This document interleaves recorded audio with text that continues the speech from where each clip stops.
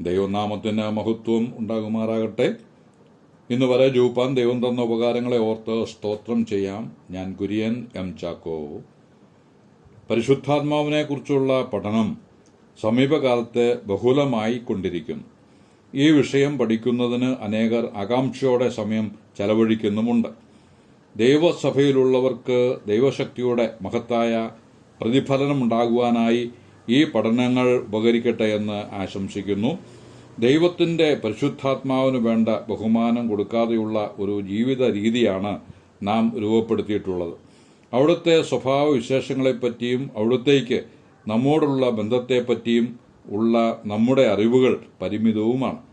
ക്രിസ്ത്യാനികളായവർ തന്നെ പരിശുദ്ധാത്മാവിനെ ദൈവിക തൃത്വത്തിലെ ഒരു വ്യക്തിയായി അറിയാൻ ഇടയായിട്ടില്ല എന്നതും പരിശുദ്ധാത്മാവിന്റെ സജീവ സാന്നിധ്യം അനുഭവിപ്പാൻ കഴിഞ്ഞിട്ടില്ല എന്നതും വ്യക്തവുമാണ്.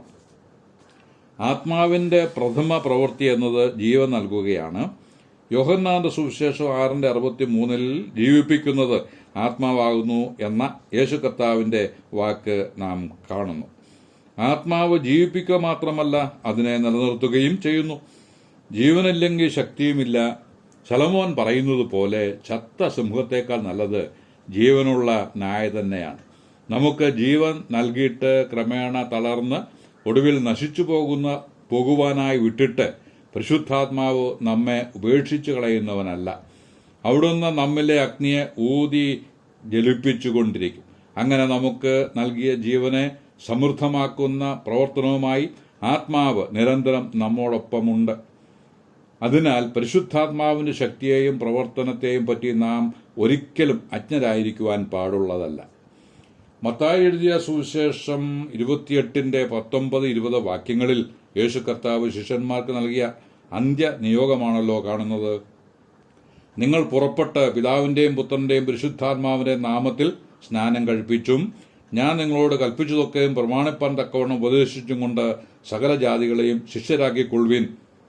ഈ ഭാഗത്തിലൂടെ വെളിപ്പെടുത്തുന്നത് കൃഷ്ണൻകുട്ടി സാർ ഒരിക്കൽ പറഞ്ഞതുപോലെ 1+1=1 എന്നല്ല, പിന്നെയോ 1x1=1 എന്നത്രേ.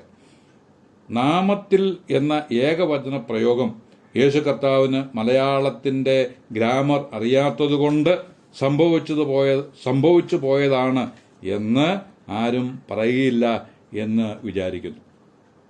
പിതാവ്, പുത്രൻ, പരിശുദ്ധാത്മാവ് എന്നീ സ്ഥാനങ്ങൾ ഏകദൈവത്തിന്റെ വ്യക്തിത്വ ഭാവങ്ങളാണ്.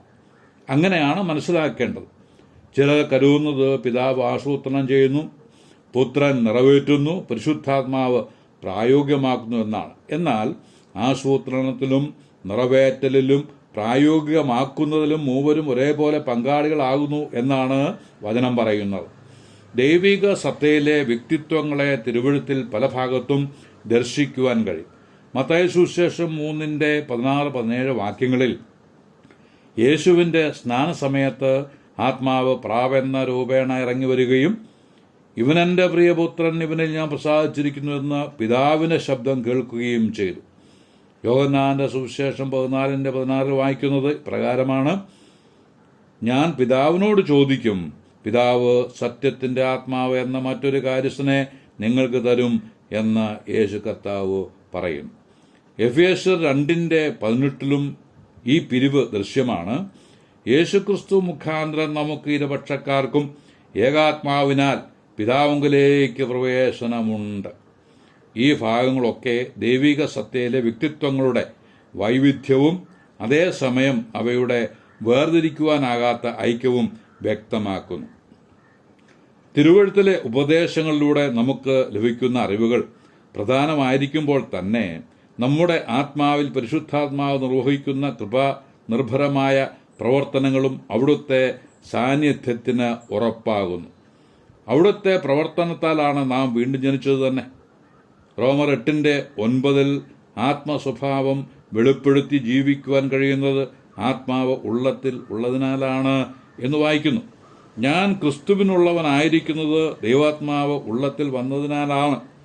പ്രവാചകന്മാരെ ഉത്തേജിപ്പിക്കുകയും അപ്പോസ്തലന്മാരെ ചൈതന്യവൽക്കരിക്കുകയും വഴി നടത്തുകയും ചെയ്തത് പരിശുദ്ധാത്മാവാണ്.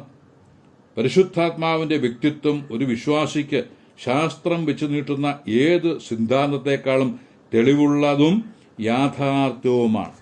ശാസ്ത്രത്തിന്റെ സിദ്ധാന്തങ്ങൾ മനുഷ്യന്റെ നിരീക്ഷണങ്ങളുടെയും പഠിപ്പീരിന്റെയും അടിസ്ഥാനത്തിൽ എത്തിച്ചേരുന്ന അനുമാനങ്ങളിൽ അടിസ്ഥാനപ്പെട്ടത് മാത്രമാണ് എന്ന് നാം ഓർത്തിരിക്കണം. മാത്രവുമല്ല, ശാസ്ത്ര നിഗമനങ്ങൾ മാറിക്കൊണ്ടിരിക്കുന്നവയുമാണ്. എന്നാൽ ദൈവവചനത്തിന് പരിശുദ്ധാത്മാവിന്റെ പ്രകാശനവും വേദപുസ്തകത്തിന്റെ വെളിപ്പെടുത്തലും സത്യവും ജീവിതത്തിന്റെ യഥാർത്ഥമായ അനുഭവമാണ്.